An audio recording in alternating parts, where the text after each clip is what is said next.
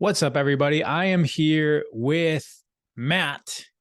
Matt, pronounce your last name for me. Weintraub. It's Matt Weintraub. Weintraub. Yeah. All right. It's easy to say. It's hard to pronounce based on the spelling. So I had a conversation with Matt a couple weeks ago.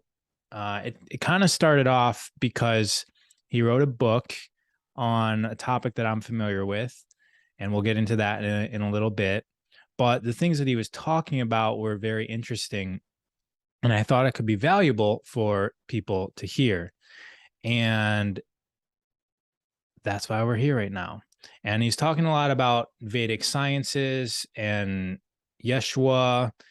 And I guess the first question I have for Matt is there a difference between Yeshua and Jesus?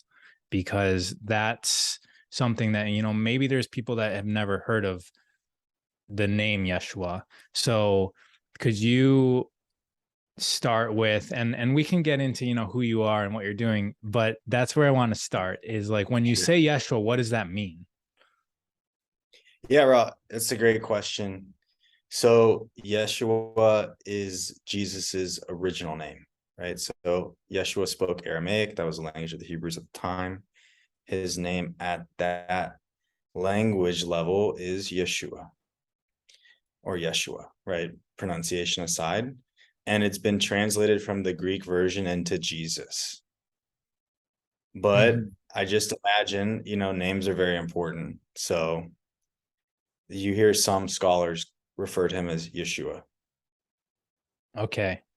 And so you're very interested in this character of history, which is something that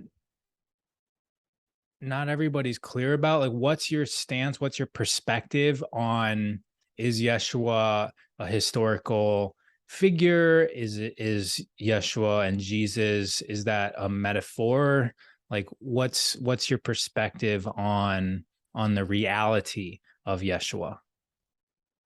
Yeah, it's a great question. So, first of all, I want to say the book is not about 100% about Yeshua, right? Right, right. We're just talking The about that right now.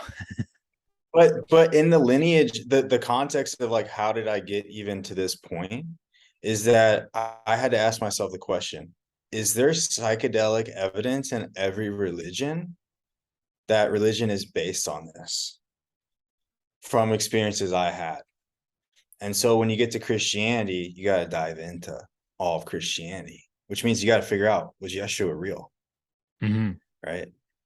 And the craziest part about this is the average Christian, they can't tell you where Yeshua went from 13 to 30.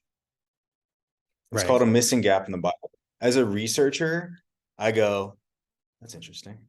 No one knows where he went for 15 years. So at the time, I'm tracing his lineage, right, through archaeology and other different things. And then you start understanding a little bit about his life and the things he would have been exposed to at that time in the culture, the Essenes, right? John the Baptist was an Essene. They had these crazy meditative practices, fasting practices in the desert. And he wasn't an Essene, but he was influenced by them. And then you begin to go, I studied with various meditation masters. And one of them is a Jain monk. And he tells me the story about Yeshua. He goes, Jesus was a Jain. And I was like, well, what are you talking about, Yogi? And he goes, we have the records. He came to study with us. Now, he didn't have any records for me. He just told me that. So I'm like, all right, this is amazing. And it took me years to write this book. So I start doing some research, and I find a document that's referenced in two different books called, what I call the Isha manuscript. There's two versions. Only one is known where it is, and that's at the Hemis Monastery in Ladakh in northern India. And there's two people that I've seen this document. One, a Westerner who wrote the book and was discredited by the Catholic Church, and the second was a Swami who went to verify the document and brought a translator, like a lama, to translate. And this document tells about Christ. It describes Christ coming to India to study, all the people he studied with, from 13 to 30. And this was just a part of that entire manuscript and all the stuff they have on him, because they keep detailed records, the Tibetans. They always have since Buddha. You can actually go read discourses that Buddha gave. They're boring. They're like reading a government manuscript, very boring, but it is like that's how good they were with records even back then. And you see that Yeshua lived and studied with the Buddhists, with the monks in India, the guys who live in the mountains. He studied with the Zoroastrians and the Jains. And they say he left at 30. Well, when did Yeshua begin his ministry? Right. He comes back from 31. right. So it would have taken him about a year to get back from where he was. And then the other question is, when you look into the history of how he met Mary Magdalene, that's fascinating as well. So, and there may be a tie to Mary Magdalene having met him in the Himalayas and gone back with him, you know, to the West, relatively at the time, Palestine. So that it's just crazy, right? So you fill in that one gap and you start asking more questions. Like, what were they doing over there? Right. Well, so let's back up a second. Yeah. You have a book. It's an ebook right now, and Right. it's an audiobook and a print copy coming soon. Can people purchase this book or get access to it right now? They can get it for free. So I've Well, made it even free. better. Yeah. I would like to keep it free, but apparently now Amazon charges a minimum. So it's like minimum $2. Oh yeah. Yeah. So it's not on Amazon, or is on Amazon? It's on Amazon. I publish on Amazon, and I'm working on the And last what's two it pieces. called? The Psychedelic Origin of Religion. All right. So then that gets into probably what Jesus was doing from 13 to 30 is Yeah. what I'm gathering from from the title. So John the Baptist, the Jains, Jesus, where should we go from here? What's the most interesting? Well, you did say So something about I could give my personal context to like my story that led yeah. led down the rabbit hole of the book. Yeah, let's start there of like what was the intention with this? So when I was at the peak of my career, I was teaching at UC Berkeley in San Francisco. I had a penthouse apartment. It was sick. Great girlfriend, good friends, and I had just finished a semester teaching, and I just kind of broke down. Like I was crying, and I was just miserable. I was at the peak of my career. We were doing a startup that was selling these boot camps, of which I was running a program around the country, and it was great. It was the coolest professional experience I've ever had, but it just wasn't my purpose, and it was killing my soul. And so I quit basically, and I went to the Amazon and I drank ayahuasca. I learned I was kind of an asshole. Mhm. A lot of other things about myself, but I also learned what I could do to help others. So I had a crazy third ceremony, really crazy experience, and this book is a product of that vision. It's the integration of the experience. You brought it into reality in a way that can help other people. Aho, yeah. Nice. So So this is yeah. what were you teaching? I was teaching user experience design. And then you said you were Do you know what doing that is? uh yeah, with software, right? So like the user experience when they come into they use a program or a software, you're optimizing their experience, right? Correct. So basically, if you use an app and you just are frustrated and yelling at it, Yeah, that's what I do. I make that whole thing feel like, oh, that was great. That was nice. right. User experience is about making you not think about using things. If you're thinking about And using something, it's not and well designed. what else you're doing is you're making it addictive for the user. So Hell yeah. Hell yeah. We gotta sell pizzas on Domino's app, you know. you're making sure that gotta, that dopamine gotta hit feed the is matrix. coming. Yeah. You're making sure that there's a That little bit of uncertainty of what they're going to have when they are in the experience. And then there's a reward. that though is also a product of a flawed model of consciousness where advertising is affecting information we receive. You mean that the program is designed to satisfy the advertisers first and foremost? To give clarity to my comment, I considered your description in my mind like the experience of using a social media app where it's trying to consume all of your attention Mm-hmm. so that they can sell you more ads. I Right. don't know if you're thinking, but that's what I was thinking. Yeah, yeah, yeah. And you're Yeah. you're utilizing psychology to boost the performance of whatever the software is to enhance the user experience. And it can be win-win, but the person who wins the most are the advertisers who are selling the stuff to us. Um, Yeah. because that's what pays for everything, right? Because all this software is free for the user.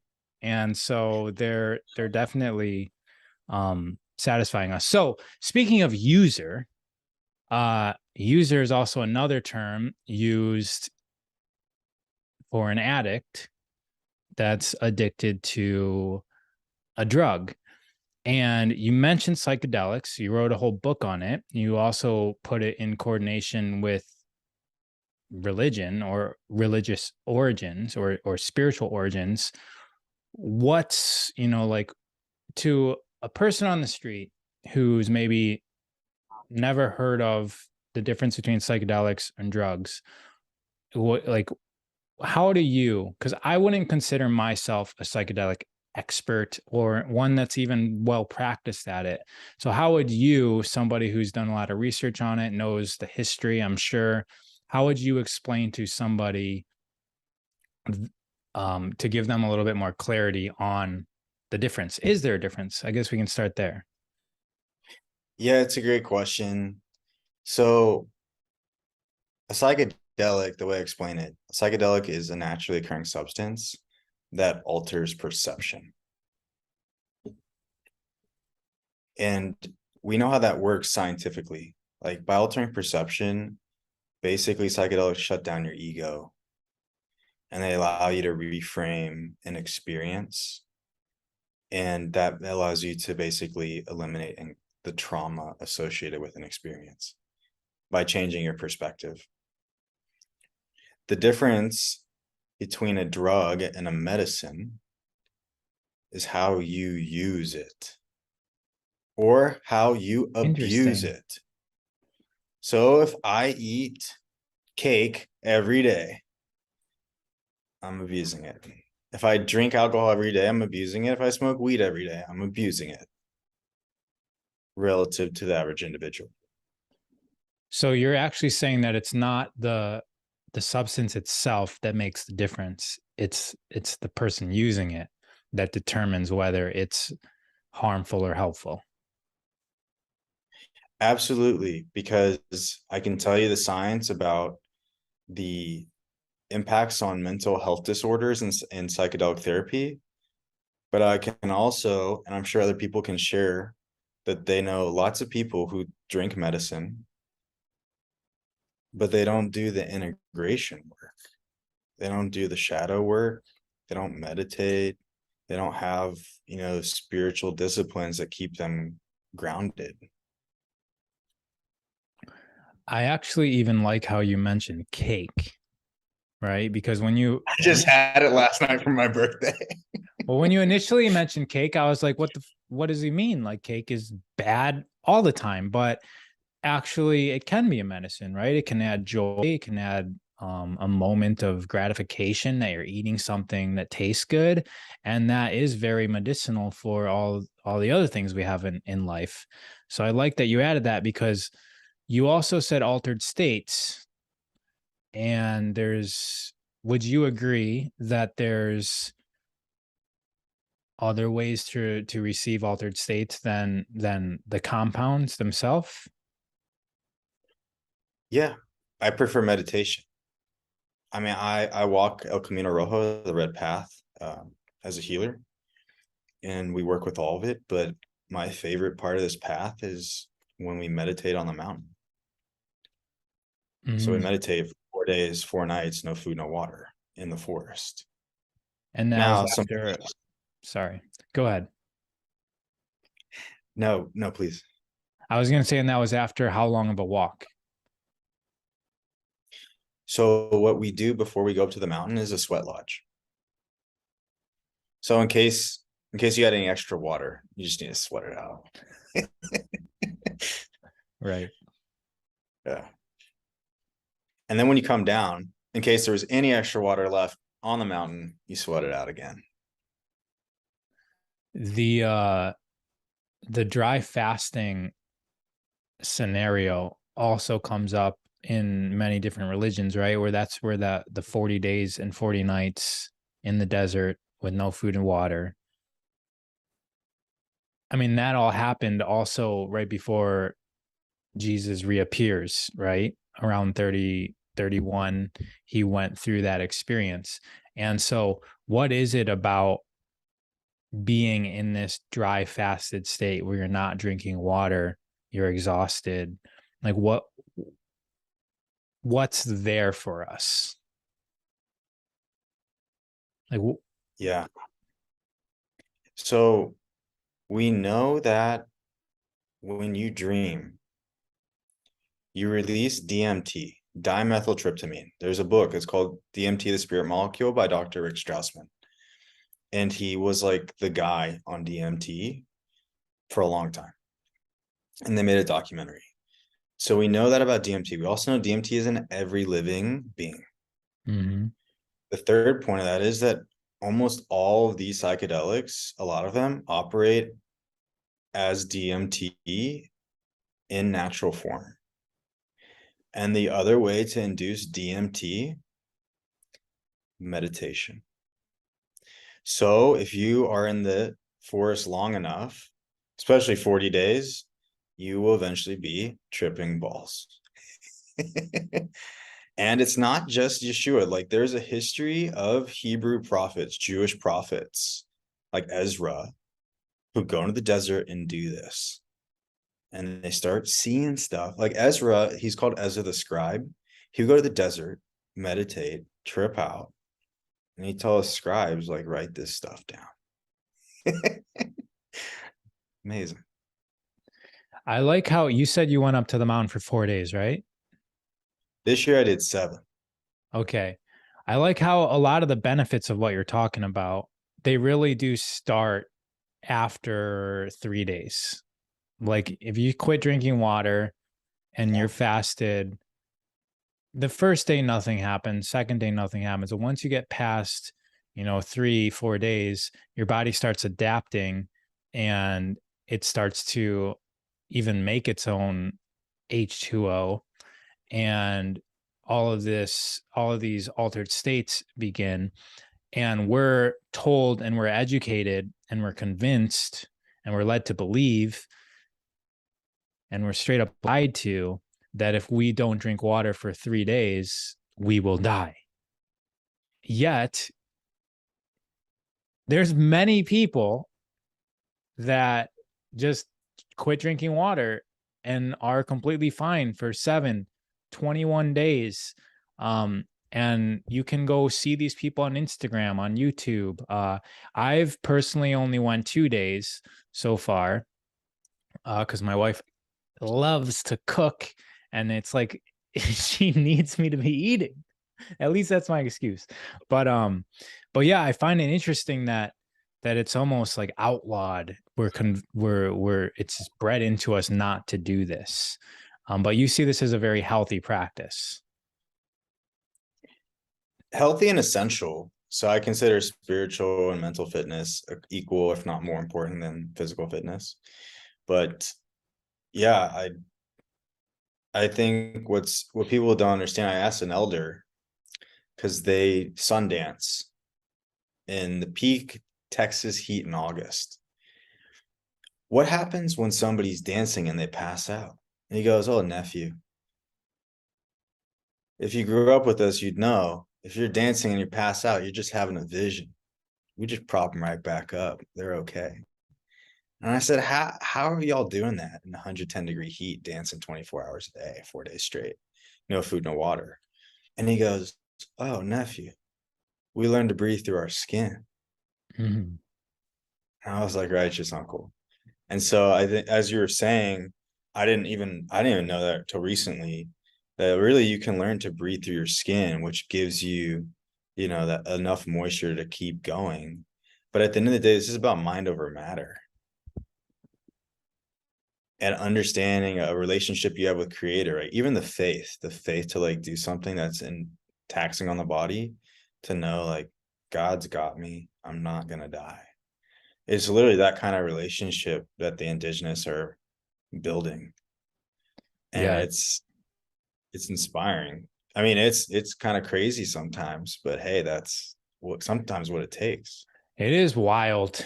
Um, yeah, skin breathing, bone breathing. These are all in Taoism and Qigong as well. They breathe through the tips of their fingers and the tips of their toes, and they bring in the prana, spiral it through their body system. And this, according to that philosophy, the little bit that I know about it, well, I was in a room, a small classroom with Montauk Chia while he was teaching this, but he was saying that as we restrict entrance through the normal ways, through our mouth, then it opens up what would be equivalent to pores, what we know of as pores, but I'm sure it's not the same thing, but it opens up the access points to the rest of our body. So yeah, if you're out dancing 110 degrees for many days, then your body's going to turn itself into a vacuum, which is how Montacchio was explaining it. It's like a vacuum effect where it's going to start pulling in this multidimensional energy to make up the difference and to fill you up. And I like how you said it was essential, because it's not, yeah, it's like one step beyond, it's a lot of steps beyond healthy. This is needed. So let's get back to the book that you wrote. Because congratulations on doing that. I know that takes a lot of commitment and dedication. What I'm interested in is, when you're writing the book, there has to be like the one concept, the first concept that you want the readers or the audience or the users to grasp first. Out of everything that you put in this book, where did you start as the gateway into the rest of the book? What's the gateway in? Yeah, it's twofold, right? One is that this ayahuasca experience I had changed my life. I sat with psychedelics for years for my depression. And I finally hit a wall. And then ayahuasca showed me how much God loved me, right? And to add another caveat to this, at 19 years old, I faced up to 10 years in prison because I was healing myself with these magic mushrooms. And that changed my life. The justice system, I got lucky. I had parents that could afford the right attorney, so I didn't go to prison. But I spent, as a youth, I got in trouble for weed. I've spent, since I was 17 years old, I've been in the justice system until I was 23. I peed in front of somebody every month of my life. got real intimate with my probation officers, you'd say. Mm-hmm. Right. But um, it was the best thing that happened to me because I was abusing everything because I was hurt and depressed and couldn't deal with like my own trauma. Right. And then I became kind of pariah in my community as that kid. And then I rebuilt my life, did the best I could, and I got sober and I did everything I was supposed to. And again, I was at the top of the mountain. And I was like, there's nothing up here. There's nothing up here. It's a joke. And yeah, like that's influenced my whole life. So when I came back, I was like, everybody deserves to have these experiences, to know God's love, to be able to heal. Like that helped me heal my relationship with my girlfriend. It didn't work out for us, but it let me become open and vulnerable, and she was like asking me to do that and I couldn't, and it destroyed us. And so I guess I owe everything to the medicine, and the way I learned that, I learned how to pray is with the indigenous people. So I have a lot of gratitude for their community and the way they live their life. And so I started Legalized Psychedelic Medicine, a national advocacy and policy organization for psychedelics. And we've built a decentralized network of really awesome organizations all working for this movement to give people the right to heal. And so I guess that book became a perfect storm of the psychedelic movement is raging right now. Like we got a bill passed in the state of Texas, the most conservative place in the country, which is nuts. It was Texas House Bill 1802. And so now there's amazing progress being made in Washington, D.C. Senator Cory Booker, Senator Paul Rand crossed the aisle to introduce a bill on psychedelics. State legislatures left and right are basically looking to make a change, and psychedelics are now fast tracked by the FDA. Psilocybin and MDMA are fast tracked as breakthrough medicines. So this is going to change the whole landscape of mental health, and it's a beautiful thing to be a part of. And I guess that's kind of my story on the advocacy side. That like kind of anchors this whole thing of like there's more to mental health than just mental health, spiritual health.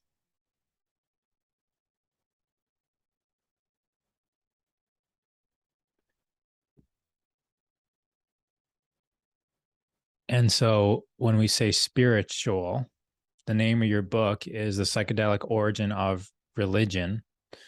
And so where do we tie in psychedelics with the origin of religion? I have my own understanding, especially since you mentioned already that every living thing has DMT, which means that it's in nature. And, when you start making holy wine and all these drinks, like you're bound to get some of that in there. But where do you like take us on just a outline or a journey of the book and how it relates to the title? Yeah, so the psychedelic origin of religion traces the roots of almost every culture and religion back to this ritual, a ritual that involves sitting around a sacred fire, saying sacred prayers in whatever language of that culture, and then having a communion with these sacred sacraments. And it's so fascinating. I mean, this goes back almost 80,000 years, if not more. So you go read the oldest book in the world, the Rig Veda. It's over 5,000 years old. Indian culture is amazing. 5,000-year-old book. There's 1,000 passages on this thing called Soma. right? And so we can go into that, but that's basically what happened, is that all these cultures are doing these same ceremonies that I'm sitting at around a fire, chanting sacred prayers, drinking the sacred sacrament. And that's the uniqueness of all these things throughout every religion, going back at least 15,000 years recorded, but they allude to 80,000 years in India. And soma is the name of a sacrament, right? Of a drink. Yeah, and so the question for a long time was, is soma psychedelic? Because if you read the Rig Veda, you'll have passages where basically it's like we drank soma and we attained the immortality of the gods, or we saw the gods, or we became the gods. All things that are associated with, in some ways, psychedelic states.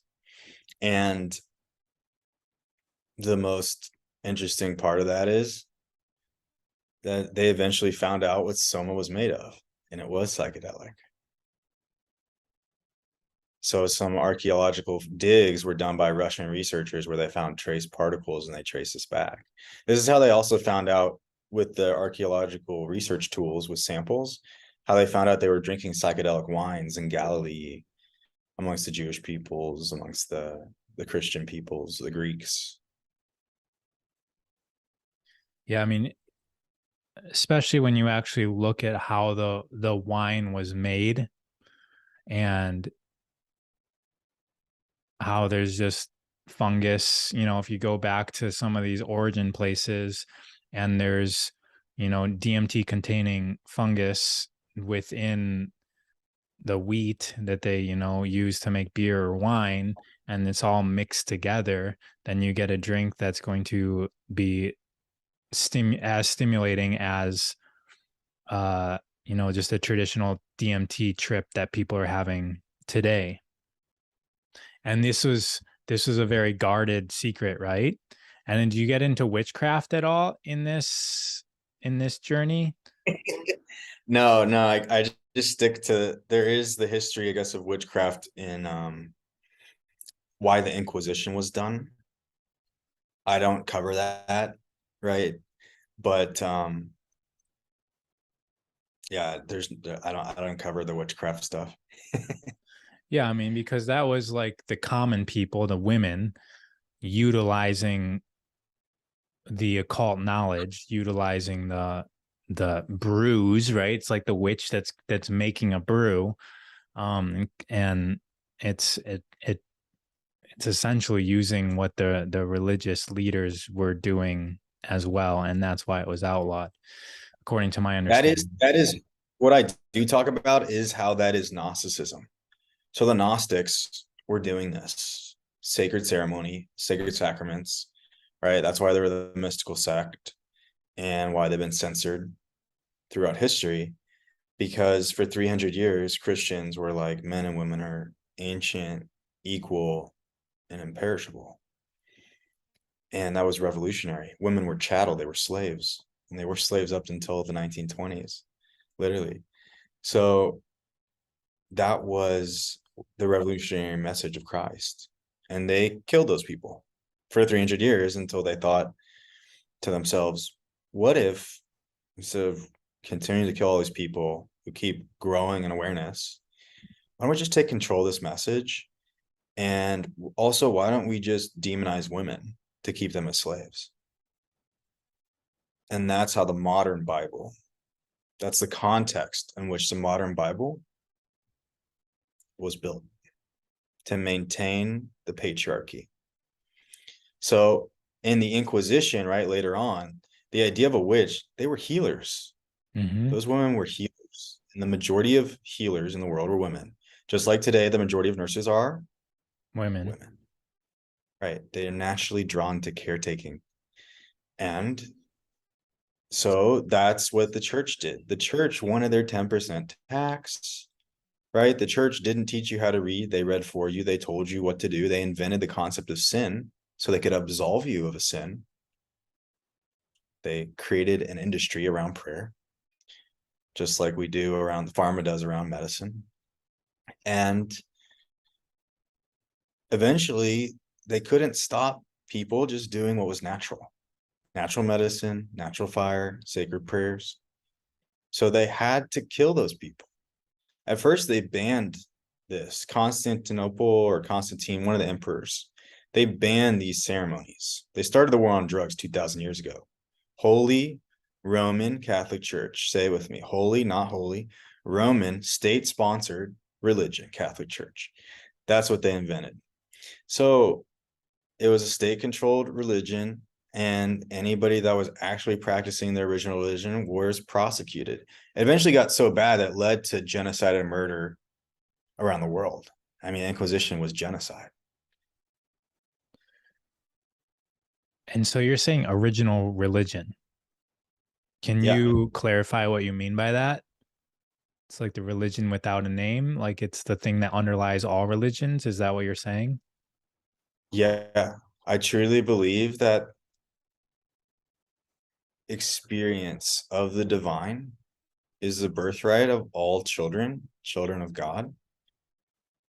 I believe that all these ancient cultures were doing that and stewarding that, and that the ancient religion is one of actual practice, which means actual ceremonies around living beings, like the fire is a living being, saying prayers around that fire and communing these sacred medicine plants.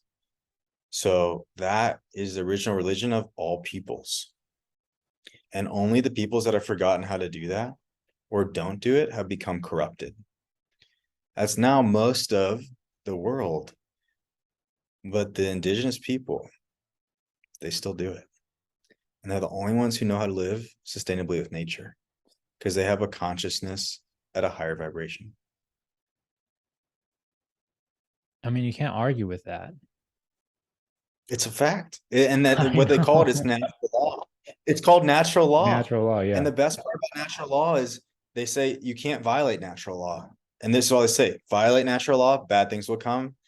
Maintain natural law, good things will come. It's that simple to understand law of creator. And the first thing is, remember this. People go, oh, what's natural? You made it up, Matt. Or indigenous, they don't really know. Okay, well then answer this. Just refute this in your mind. Natural law states that without clean air, without clean water, without healthy soil, there can be no life. Argue against that. I mean, yeah, you can't. But then when you actually look at what we're doing Correct.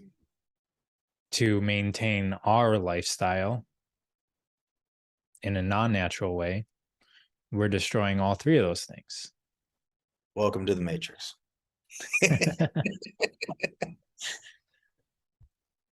Okay, so you have a book, very, very cheap slash free to get on Amazon right now. And you've completed that.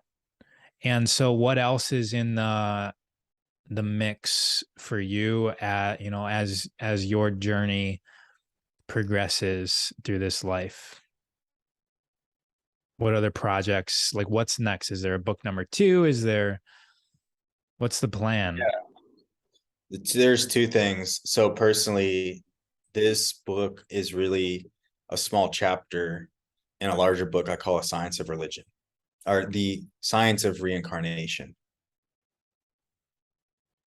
Because what's Okay. interesting, Raw, about all these cultures, except for Christianity, which went off the deep end, they all believe in reincarnation. Mm-hmm. As a product of what? Using these psychedelic sacraments. That's what's fascinating.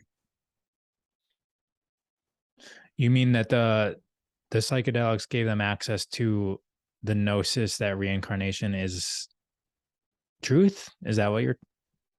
Yes, That's what that I'm was hearing. the main takeaway of the Greeks in their mystery schools, is to attain immortality. The same language is used with the Egyptians. They had the Egyptian Book of the Dead, like they had this crazy awareness of the spirit world. The Tibetan Book of the Dead. All these cultures have books of the dead, how they describe how the soul travels back to the spirit world. It's it's incredible. And now we have scientific data on it.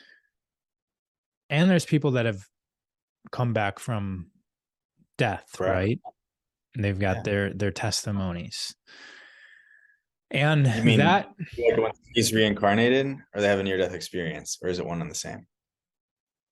right. And then we also have, there's there's people that are born and they have past life memories, and they've even like solved murders.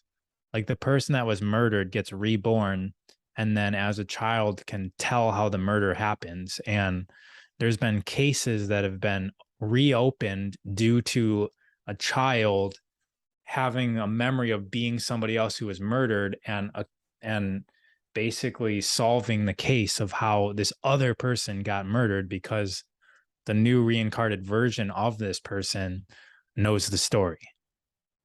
It's crazy stuff, and it throws the whole YOLO thing out the window, You're right? right. Maybe not. I think what it throws out, I like the idea of YOLO in terms of just live in the moment. Hmm. That's what YOLO represents to me. Like, let's just live in the moment. Because a lot of us live in the future and the past.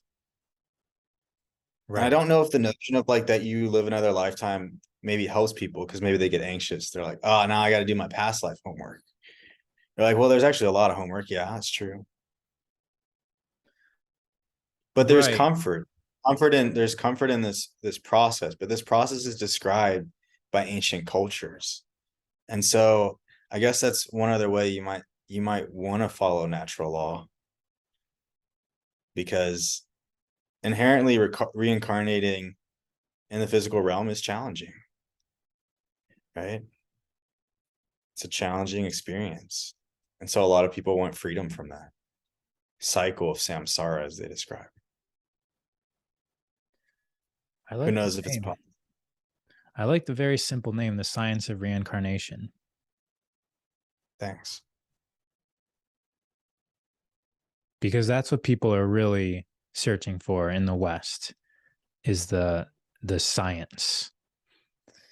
Yeah, you got to speak the language of any culture. In this culture, I call it the Church of Science. People only worship science. Right. But it's like if you want to convince somebody of something, speak their language, It's the right? Like dogma. if I was speaking in Spanish, you wouldn't understand me And this is the unless you culture that needs the influence. I mean, they Western culture. Yeah, the Western culture. I hate to say it. Is kind of the problem. Western culture is kind of the problem. it's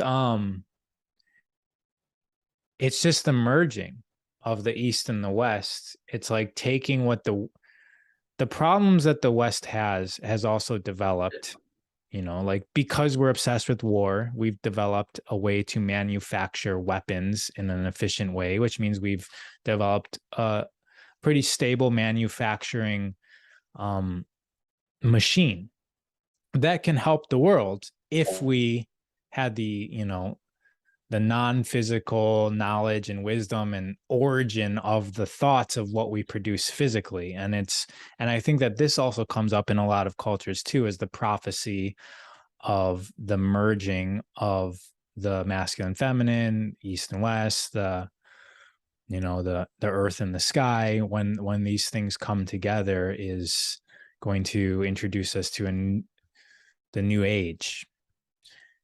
And I think that there's also issues in the East, right? There's a lot of being obsessed with the non-physical makes you not so worried or not so focused on physical aspects of self. And so you could just be happy being with nothing. And that's almost part of the journey, right? Is to go with lack and to discover who you are with nothing. And I think that the balance will be the merge between the two in this case, the East and the West. So amazing author, amazing topics. Do you I'd like you to just discuss a little bit about, I know that you have, or you're attaining funding for another project. Could you tell us a little bit about that? Yeah. Ra, I just want to say that was beautiful, what you just said. Thank you. And I learned a lot about unity reading the Gospel of Mary Magdalene. I haven't read And it. it's beautiful. It's dense. I'd suggest reading somebody else's book on it. I can send you some stuff. And The Magdalene manuscript, I've read some of that. Megan Watterson, I read her book, probably my favorite so far. So that unity piece, I think, is righteous. I just want to add a tag to that because there's this indigenous prophecy about the eagle, Quetzal, condor from North and South America, and I'm the glad idea you that they're picked going to that come. up.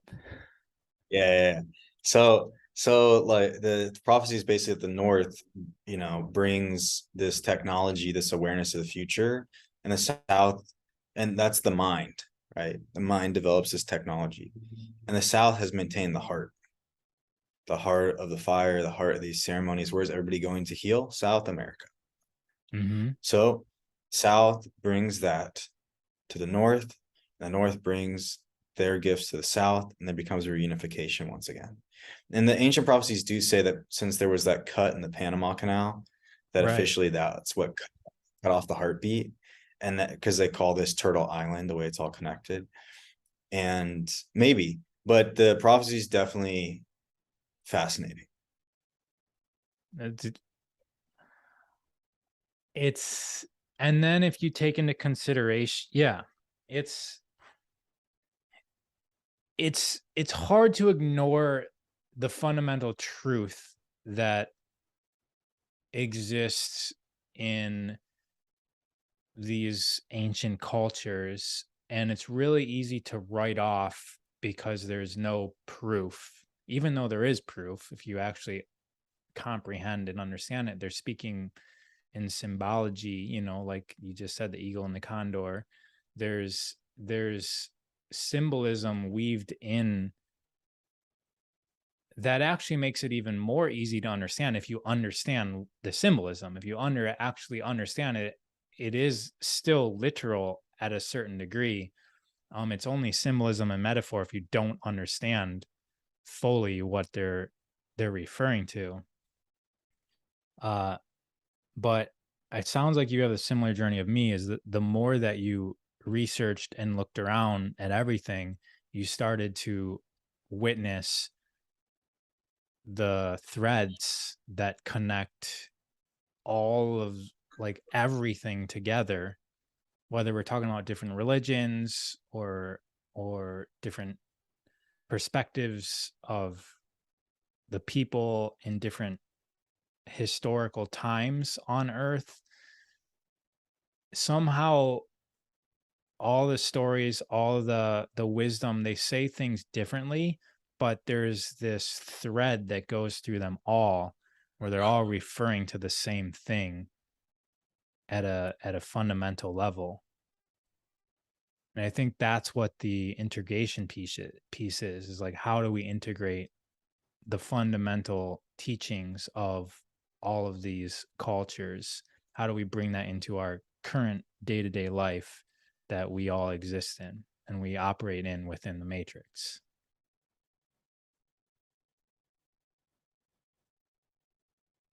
And I feel like that's the practice of life. We get to figure that out without any solid answer of, you know, like, we have free will in the manner. Free will and conscious choice. So I agree. This is I call the path I walk the path of loving kindness because the medicine's taught me that God is love and God loves me. So that is the eternal truth of all these religions. Like the universal basis is love. The most loving way you can be to another human is kind, compassionate. And when we do that, we feel good. And we have the science of kindness. It makes you feel good when you help other people. Mm-hmm. That's why people grasp for meaning in this world. They go for material things like money. They get it. They have no meaning because they're not making any impact. They're just helping the banks make more money, which takes more money from everybody. So you have to become a conscious chooser, right, in the future. And that's what I hope this book inspires people to think about, dream about. And so for me, I owe so much to this medicine and this path. And my version of giving back is I want to help other people find their thing. Like, Raw, you have your thing. It's awesome to watch you do your thing and crush it. But other people, they don't know what that is. Or maybe they're not free yet mentally to figure that out and build that relationship with the universe to do it. And so I want to build the infrastructure that combines the Western care model with indigenous healing. And I want to build a program around health, mental health, to do that. And like that's what I'm trying to do. So I'm building a company called Ojai Wellness, and we want to build psychedelic wellness centers that heal veterans for free, eventually heal the homeless for free on a social good model, and do that in a good way. And I believe that can help create a culture of goodness, that when you're full of love and you're kind, like you're a good person, people want to be around you. And that is what brings me the most joy in the world. So that's what I want to do. And I want to help other people figure out what it is for them. Maybe it's just a better relationship with their partner. Sick. Let's build a safe space where you can do that. I had a conversation today. My friend, she calls me, and I was like, what about couples retreats? Right. And then we provide stuff for the little ones. She was like, she's a real Southern belle, but she was like, oh my God, that's so great. I can finally relax. And it's almost like you need a retreat to have this environment where you can let go. You don't have to worry about the kids and making dinner and doing all this stuff. You can like worry about you, take care of you, and have your partner there to guide you, right? To like be there for you. So I think that's a beautiful thing because we're healing as a community. So the elders have taught me the hurt of one is the hurt of all. So if one person's hurting, we're all feeling it because their medicine's weak. They're not Mm-hmm. tapped into it. So it's our job as a community to make sure they're okay. That's why, to me, like if you have homeless in your city and you identify as a Christian, well, it's not a Christian city. So get to work. Yeah, that's a powerful standpoint. And that's a thread that comes up, right? The unity, the law of one. And I feel like that's the direction that we're going is everyone's going to start realizing this. And as you said, homelessness, people being unhappy. Once, if you imagine that we could feel other people, like if we truly were empathic and if there was no barrier of like my feelings versus their feelings, if we could feel what they feel, that's almost like it's the magic solution to, uh, like everything would change in a matter of like days, probably. If we could feel the pain of others, we would not want them to feel painful. We would be immediately inspired to figure out how to get them to a state of joy so that we feel that state of joy. And I don't think that this is a far fetched reality. I feel like currently, right now, there are people that are empathic and they are very sensitive to other people in their surroundings. And I think the entire planet is going through, the shift that everybody talks about. And that's the shift is we get access to, it's no longer going to be about the individual. Yeah, we've done a lot of progress learning how to be individual entities, but that's because we're all part of this integrated mechanism, this integrated being that makes it, we're all cells or selves that make up a larger being, and that being wants to, or is drawn to harmonize all the different aspects of itself. And so we're all going to, at some stage in our evolution, whether it's in the far future or near future, and I think the internet is actually helping this, we can actually start to understand logically how other people are feeling in a way that we couldn't in the past. But I think that it's going to be within our body systems, not a technological knowledge. I think it's going to be an actual tangible feeling state that we're going to be able to feel other people as if they were our bodies. And it's already happening with people on the planet. And I think it's just, I think that's the direction everyone's going to go. It's one of the ways that change happens. It would be a very effective way for change to happen too. So everything changes from generation to generation. It's called the science of epigenetics. So if your parents are stressed, they can literally pass on intergenerational trauma. So we all have trauma from fighting each other for thousands of years, right? And that's just another superpower of these psychedelics. But that adds up. That adds up. And then you can dissolve all that away into unity and oneness. That is essentially fulfillment of the prophecy. But in my mind, you could also evolve consciousness generation to generation. Right. So people develop more intuitive psychic capabilities to do kind of what you're describing. Right. Because I see and feel that too. And that gets into all sorts of other sciences, like that is referenced in these other cultures and religions, which is like the cycles of time that, Yeah. like the yugas, and how consciousness shifts through tens of thousands or hundreds of thousands of years. And then, why that's happening. Is it the earth, going around the galaxy? Is it something else? But yeah, things get really interesting when you start going down these rabbit holes and start asking questions about why is it that these things are referenced in religions? What could be possibly causing this? And the science is there. You can find it.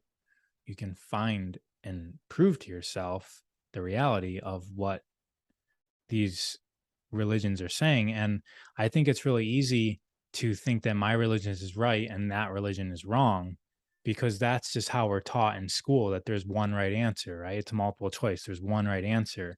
Or there's a sports team and the whole focus on let's find out which team is the best, right? And so the way that our brain processes information is we're looking for that singular answer, as opposed to looking at the holistic system. And what is the fact that all of these religions exist tell us? And it's almost like we're taught not to ask that question. um and if we can step back and just start asking different questions, we literally have a different conception of life. And it's amazing. It's like the difference between seeing black and white or color. It's like you get another sensation of life. I don't know what to call it. You get like a multidimensional sensation of what this all is and what this all means. Matt, do you have anything else to add? Like, where do people find you? Yeah. So I'm at Hey Trub, HEYTRUB on IG. So you can go there. In my bio is a link to the book on Amazon. You can also search on Amazon, Psychedelic Origin of Religion. Should pop right up. My name is Matthew Weintraub. You can type that in too. I want to address what you said about the Yugas. So I met a member of the Dogon tribe. It's a tribe in West Africa. And he was giving a talk at an indigenous conference on Dogon time, or the calendar tribe. See, the Catholic Church came to them too. Gregorian calendar. They tried to instill that on the Dogon people. And they said, why? We have our calendar. They said, well, ours is better. They said, no, no, we've been using our calendar for 100,000 years. We're good. Thank you. And Right. they could never convince them. See, the Dogon tribe has a manuscript in their tribe. I've been told you can't have access as an outsider. The manuscript is 140,000 years old. Okay, the Dogon is a tribe that lives in West Africa. Most people always call them savages. Now, savages are just people that destroy nature, but I digress. So, this tribe, they measure time. 1 year for them is 1,141 years. And a decade is 10,000. The only reason I think that's interesting is because the yugas that Ra mentioned are measured in 26,000 year cycles. So our concept of time has become very rudimentary.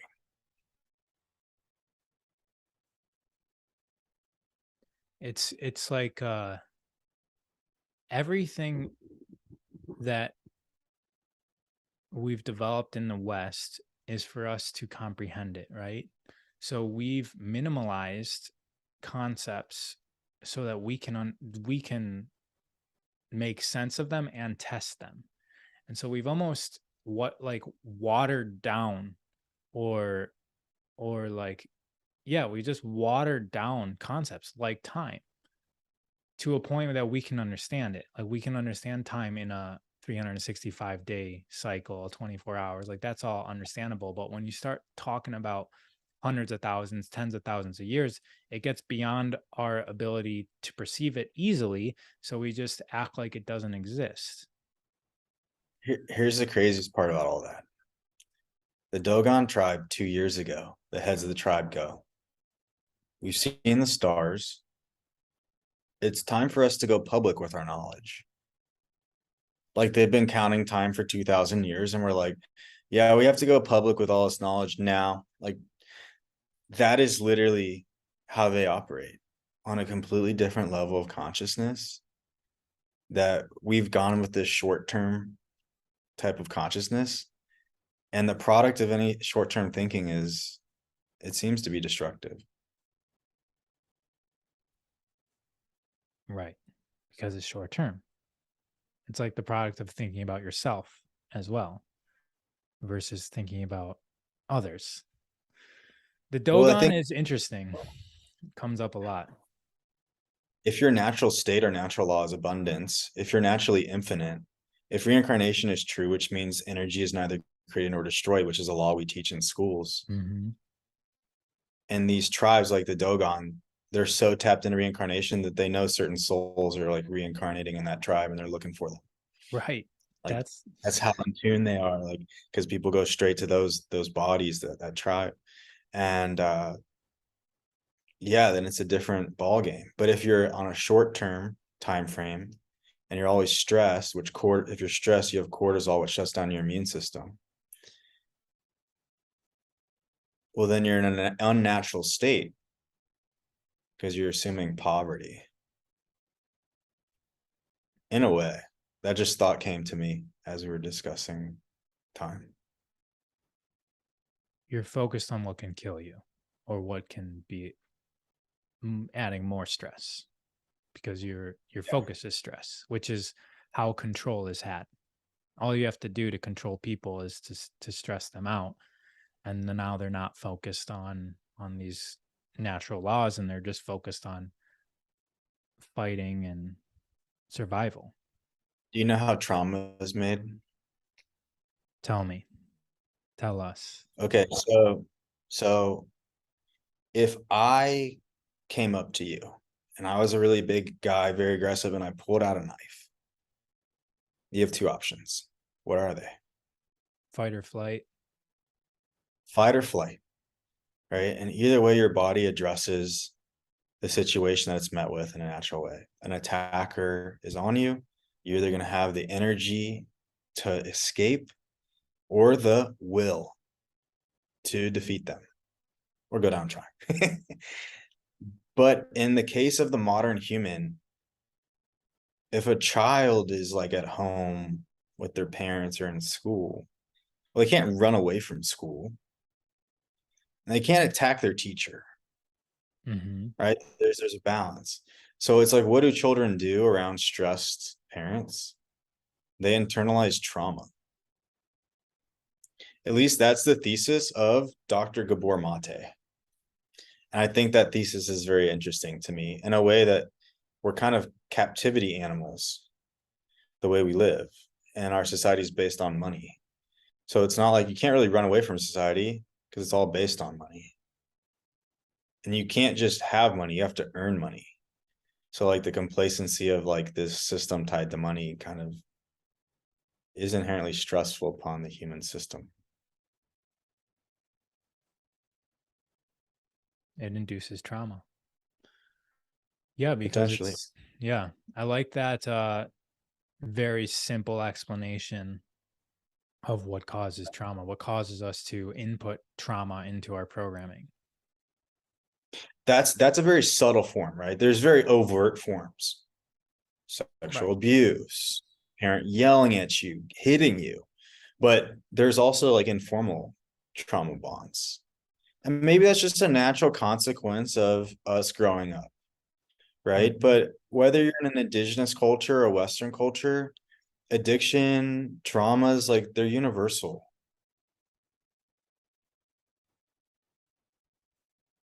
It's here for us. Definitely. Yeah. All right, Matt, I think we should wrap it up there. Do you have any other closing thoughts that you'd like people to step away with?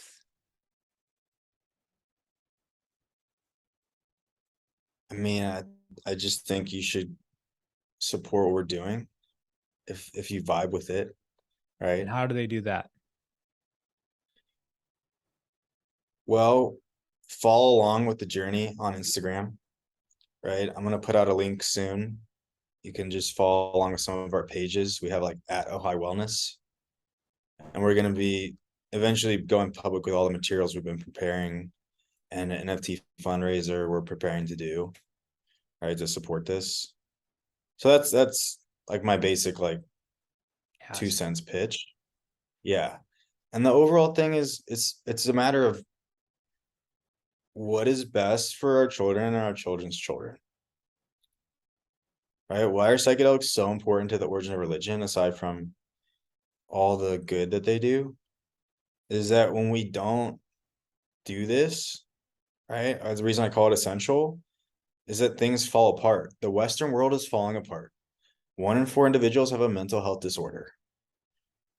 Suicide is a public health disorder. It's the 10th leading cause of death in adults. About 30% of veterans in special operations suffer from mental health conditions. It's the second leading cause of death in children.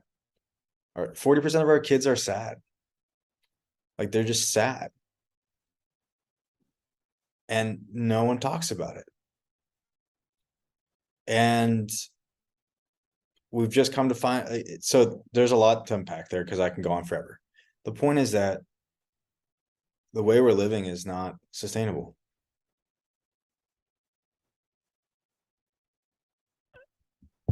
I think we can end it there, man. That statement of problems is very real. And the fact is that you're on the journey to provide solutions to those problems that we're facing. Yes, sir. And I honor that. And I want to thank you for sharing your message and sharing valuable information. There's a lot of entryways into concepts that I invite everybody to follow. If they are intriguing to you, they will surely start to make sense the more that you become familiar with them. They will definitely start to link important concepts in your mind. Matt has a book that likely will help you put that all together.